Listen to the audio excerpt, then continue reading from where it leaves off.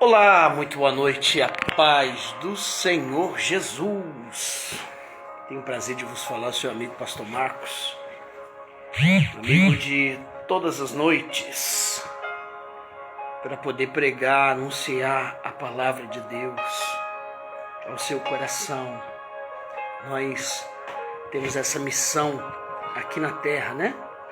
E hoje eu queria tratar de um assunto muito importante com todos vocês. Gostaria que todos vocês que estão nos assistindo, seja de perto, seja de longe, prestassem muita atenção naquilo que nós temos para dizer. Até porque nós estamos vivendo dias difíceis. Estamos vivendo dias onde Satanás tem vindo com toda a fúria contra a vida das pessoas que principalmente têm um relacionamento com Deus, ou querem ter um relacionamento com Deus. Nós sabemos que a missão dele sempre é nos afastar o máximo que ele puder. E ele faz isso como? Através de problemas, de lutas, de dificuldades que a gente enfrenta na vida. E ele faz isso através de ameaças, afrontas e tantas outras coisas. A estratégia que ele tem usado ultimamente justamente é essa: as ameaças, as afrontas. Ainda ontem nós estávamos falando sobre isso na igreja. E eu gostaria também de falar com você que está assistindo este vídeo, talvez através da nossa página do Facebook, aqui da ABS Mundial, ou talvez no nosso canal do YouTube. Eu quero alertar você a respeito de tudo que tem acontecido na vida das pessoas nos tempos de hoje, nos dias de hoje. Muitas são as coisas que acontecem e que nós nem sabemos, nós nem temos o conhecimento. Existem pessoas que buscam o poder, pessoas que buscam o conhecimento político, científico. E essas pessoas, elas têm uma habilidade muito grande de dominar as mentes e os pensamentos das pessoas. E o fato é que isso tem acontecido. Se nós observarmos tudo que a gente vê na televisão, tudo que a gente vê pela internet, são notícias ruins, notícias de morte, notícias desanimadoras, desesperadoras.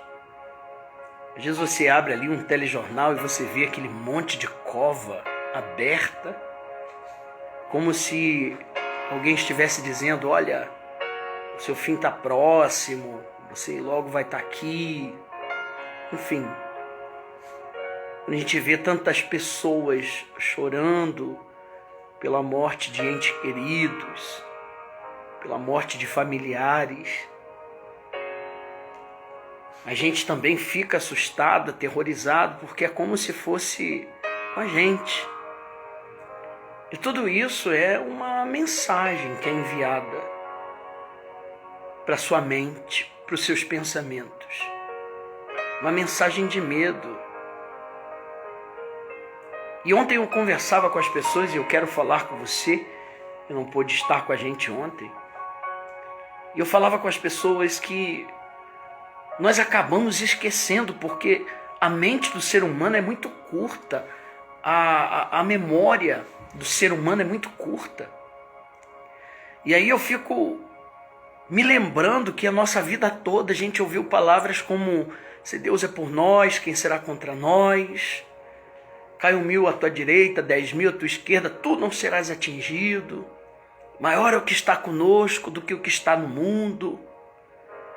A vida inteira nós ouvimos essas palavras e no momento da adversidade, que é o momento para a gente provar isso, nos entregamos ao medo. Nos entregamos ao desespero. Temos medo até mesmo de sair no portão de casa. Falar em ir para a igreja, então, meu Deus, para muitos é um absurdo. Porque é como se esse mundo tivesse acabado. E na verdade isso tem sido uma estratégia que Satanás tem usado para te afastar das coisas de Deus, para poder entrar em você através da porta do medo. É isso que eu estou querendo dizer. Quando mais nós temos medo de alguma situação, mais nos tornamos dominados. A palavra de Deus, ela diz que se te mostrares fraco no dia da tua angústia, pouca força terás. Quando a angústia vem, a dificuldade vem, é ali que você tem que se mostrar forte. Ora, a gente ouviu a vida toda, digo fraco, eu sou forte. Nenhum de nós estamos acima das dificuldades que esse mundo tem enfrentado. Nenhum de nós estamos acima dos problemas que esse mundo tem enfrentado, dessa pandemia que este mundo tem vivido. Nenhum de nós. Somos fracos, humanamente falando, mas somos fortes, porque temos um Deus. Temos alguém que olha por nós. Não há motivo de você se desesperar. Não há motivo de você achar que tudo está acabado. Você nem pode fazer isso. E eu falava com as pessoas a respeito de um homem chamado Ezequias. Esse homem, ele era rei de Israel e ele era uma pessoa que acreditava em Deus de uma forma especial. Ele acreditava que Deus estava com ele em toda e qualquer situação. Ele cria nisso. Mas ele recebeu uma carta de afronta. E naquela carta ficou bem declarado, determinado, que ele seria invadido por forças e que não teria como ele resistir, porque aquele problema já tinha destruído muitos e iria destruir a ele. Eu estou com a minha Bíblia aberta aqui em 2 Reis, capítulo 18, e no versículo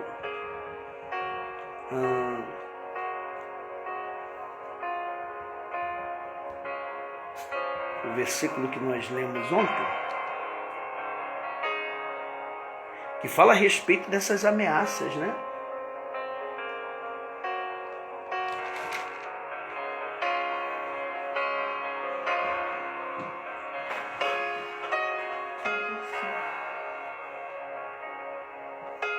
É o capítulo 19, tá? E o versículo de número 10. Assim falareis a Ezequias, rei de Judá, dizendo: não te enganes o teu Deus a quem confias, dizendo: Jerusalém não será entregue na mão do rei da Síria. Eis que já tenho ouvido o que fizera com os reis da Síria a todas as terras, destruindo totalmente, e tu livrarás? Porventura as livraram os deuses das nações, em que destruíram, como Gozã, Harã, Rezef e os filhos de Éden, como também Telasser? O que é feito do rei Ramate, e do rei Apate, e do rei da cidade de Safarvaim, e de Rena, e de Iva? Versículo 14. Recebendo, pois, Ezequias as cartas das mãos dos mensageiros, levando-as, subiu à casa do Senhor, e Ezequias estendeu perante o Senhor e orou. ao Senhor. Então, quando ele recebeu aquelas ameaças, aquelas afrontas, quando ele viu aquilo acontecer, ele não se trancou em casa e nem ficou com medo de sair para a rua. O perigo era iminente. Aquele rei Senaqueribe, ele tinha mais de 200.000 homens no seu exército. Ele poderia estar correndo perigo de vida ou de morte. Mesmo assim, ele foi em frente. Ele saiu de casa. E ele colocou como prioridade ir até o templo, a casa do Senhor. E quando ele chegou lá, ele estendeu aquelas cartas diante do Senhor e orou a Deus. Apresentou aquelas ameaças, apresentou aquelas palavras que vinham afrontar a ele. Por que quando nós nos sentimos ameaçados, quando nós nos sentimos afrontados, não fazemos a mesma coisa que Ezequias? Por que muita gente se retrai, se esconde, fica com medo? Ezequias não teve medo. Ele saiu de casa e foi para a casa do Senhor. Ele foi levar as afrontas, as ameaças. Você precisa fazer isso. Você precisa ir para a casa de Deus e para a igreja. Você diga, não, mas eu tenho feito isso. Continue. Vamos fazer de tudo para tentar impedir você de chegar até a casa de Deus. Não permita com que isso aconteça. Insista, persista. E depois da oração de Ezequias, a palavra de Deus, ela diz que ele saiu do templo e voltou para sua casa. Tocou sua vida normalmente.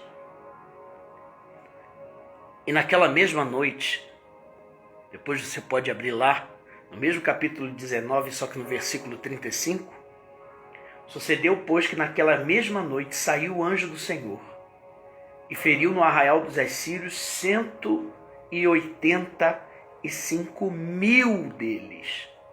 E levantando-se pela manhã cedo, eis que todos eram cadáveres, corpos mortos. Então Senaqueribe, rei da Síria, partiu e foi, e voltou e ficou em Nínive. Coisa, hein? Quer dizer que eles enfrentaram aquele problema. O Ezequias não abandonou a fé, foi para a oração. E quando os inimigos iam vir para destruí-lo, Deus mandou um anjo que de uma vez destruiu a 185.000 inimigos. O que isso quer dizer? Quer dizer que de fato a força maior está contigo, que é Deus. E quando Deus ele quer operar, ninguém pode impedir. Aquele rei, ele percebeu que o maior erro da vida dele foi ter mexido com Ezequias. Quando ele acordou cedo e saiu fora da sua tenda e viu 185.000 homens mortos. Ele parou e pensou, eu mexi com a pessoa errada. E ele fugiu. Ele é que ficou com medo. Ele é que ficou com medo. E foi embora. Eu não consigo entender por que as pessoas que conhecem a Deus, diante de um problema, elas se amedrontam. Diante de uma dificuldade, de uma pandemia, ela fica com medo. Essa é a hora de você provar que você crê. E quem tem que ter medo são os teus inimigos. Quem tem que ficar com medo são eles. A gente vê tanta gente dizendo, mas a minha vida não vai para frente por causa da inveja. Minha vida não vai para frente porque estão fazendo macumba para mim. Tem um macumbeiro que já me ameaçou. Tem uma pessoa tal que tem inveja de mim. E é por isso que minha vida não vai para frente. Mas espera aí, cadê o Deus que você conhece? Você não está indo buscar? Não, não estou indo. Então aí é problema. Porque se você não buscar, você não encontra. Se você não bater, a porta não se abre. Você tem que buscar. Se você estiver buscando, eu tenho certeza que você não precisa ter medo, porque Deus vai estar contigo. A própria palavra de Deus diz, se você invocar a Ele, Ele estará convosco. Mas se o deixardes, Ele te rejeitará para sempre. Então é uma decisão sua. É algo que você tem que fazer. É uma atitude que você tem que tomar. Então, meu irmão, minha irmã, os papéis estão se invertendo. Ao invés de as pessoas temerem o Deus a quem você serve, é você que está temendo as doenças que esse mundo traz, a pandemia, as ameaças de um invejoso, de um macumbeiro, de alguém que te odeia. Ah, pastor, mas eu não sei o que eu faço com essa pessoa que me odeia. Sempre vai ter alguém que te odeia. Sempre vai ter alguém que te odeia na sua vizinhança. Sempre vai ter alguém que te odeia no trabalho. Sempre vai ter alguém que te odeia na faculdade, no colégio. Infelizmente, às vezes tem pessoas que nos odeiam até dentro da nossa própria família. E aí? Você vai parar a sua vida com medo daquele que te odeia? Irmão, siga a sua vida. Não temas. Deus está contigo. O que você tem que fazer é entrar na casa dele. Entrar na casa de Deus. E apresentar as suas ofensas. Apresentar as suas ameaças. Porque você pode ter pouca força e não vai conseguir resolver. Mas Deus tudo pode. A gente vê que Deus mandou o anjo. Um anjo. Não foram uma legião, não foram milhares. Um anjo só. Foi bastante para resolver 185 mil problemas. Quantos você tem? Quantos problemas você tem? Talvez você diga assim, pastor, eu tenho um problema que está muito sério. Pastor, eu tenho uns 2 problemas que estão tirando a minha paz. Deus mandou um anjo que resolveu 185 mil problemas de uma vez só. Ele não pode mandar um anjo para resolver o seu? Pode sim. Mas você tem que se colocar na tua posição. Você tem que assumir a sua posição de quem conhece a Deus.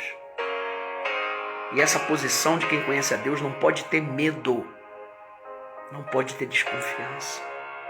Você precisa confiar. Então, meu amigo, minha amiga, você que está me ouvindo, me assistindo, ou pelo Facebook, ou pelo YouTube, não tenha medo das ameaças que esse mundo traz. Só tem o que perder com isso. Faça como Ezequias. Entre no templo. Estenda as ameaças. Estenda aquilo que tem perturbado você diante da presença de Deus.